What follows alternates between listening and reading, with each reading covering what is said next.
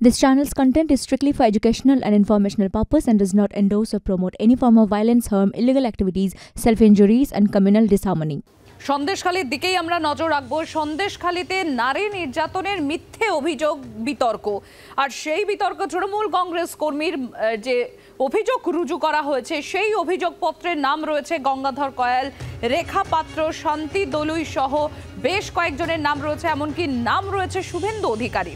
আর এরই প্রেক্ষিতে এবার আদালতের দ্বারস্থ হতে চলেছে রাজ্য পুলিশ। রাজ্য পুলিশের তরফ থেকে আবেদন করা হবে যাতে এফআইআরেও বিরোধী দলনেতা শুভেন্দু অধিকারীর নাম যুক্ত করা হয়।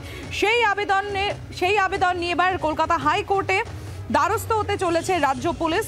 সন্দেশখালীতে নারী নির্যাতনের যে অভিযোগ, মিথ্যা অভিযোগ বিতর্কে তৃণমূল কর্মীর অভিযোগের ভিত্তিতে মামলা রুজু আপনারা জানেন। আর অভিযোগপত্রে যাদের নাম রয়েছে, অর্থাৎ যেরকম গঙ্গাধর কয়ালের নাম রয়েছে, রেখা পাত্র, শান্তি দলুই সহ বেশ কয়েকজনের নাম রয়েছে, তেমনি অভিযোগপত্রে নাম রয়েছে শুভেন্দু অধিকারীরও।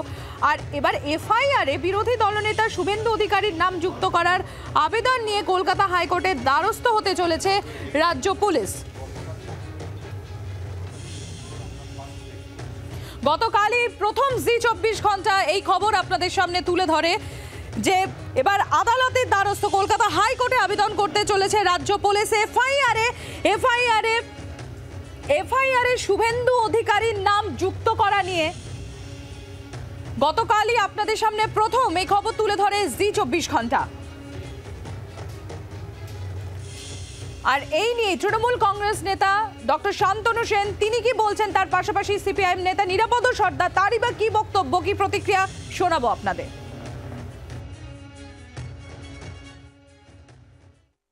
আর বিজেপি এদের নাটক যে মানুষের সামনে কখন কিভাবে উপস্থিত করে, শুধু মানুষ, আমাদের রাজ্যের মানুষ দেখতে অভ্যস্ত হয়ে গেছে, তাই শুধু দেখছি। যে পুলিশ মানে এই নারী নির্যাতনের হয়ে কেস করলো, মামলা করলো, হ্যাঁ সেই পুলিশ আবার কে একজন কেস করছে বলছে না ওটা মিথ্যে, হ্যাঁ সেইটাকে এখন আবার পুলিশ ওটাই ঘুরিয়ে আবার সেই তৃণমূলের হয়ে আবার করতে যাচ্ছে, আবার আরেকজনের নাম জড়িয়ে, তাও আবার শুভেন্দু অধিকারীর নাম। এটা বেশ ভালো, নাটকটা বেশ ভালো।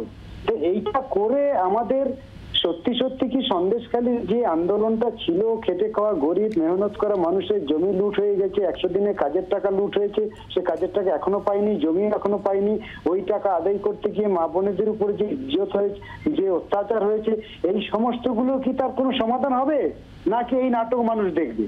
কি করতে চাইছে এই নির্বাচনের সময়? জাতীয় স্তরে নির্বাচন হচ্ছে, দেশের নির্বাচন হচ্ছে, সেই দেশের সব ইস্যুগুলোকে আড়াল করে দিয়ে সন্দেশখালী ভোটারদের কি একেবারে এত বোকা ভেবেছে তারা যে তারা যা করবে, একবার তৃণমূল একবার বিজেপি, মানুষকে এদিক ওদিক করবে? সেই জন্য মানুষ কিন্তু ওদেরকে আসামির কাঠগড়ায় দাঁড় করাচ্ছে। গঙ্গাধর কয়ালের যে ভাইরাল ভিডিও, সেই ভাইরাল ভিডিও সারা পৃথিবীর মানুষ দেখেছে এবং সেটা দিয়ে প্রমাণ হয়েছে যে বিজেপি কিভাবে রাজনৈতিক স্বার্থে সন্দেশখালীর মা বোনেদের ইজ্জত ভুলুণ্ঠিত করে দিয়ে সরকার রাজনীতি করেছে এবং তার জন্য যে অ্যাডমিনিস্ট্রেটিভ পদক্ষেপ পুলিশ নেওয়ার দরকার বলে মনে করছে, পুলিশ সেই স্টেপ নিচ্ছে। সত্যটা সামনে চলে এসেছে, মুখোশ খুলে গেছে।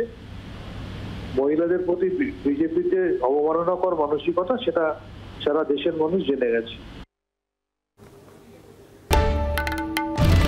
বাংলার আওয়াজ, বাঙালির আবেগ, জি24 ঘন্টা।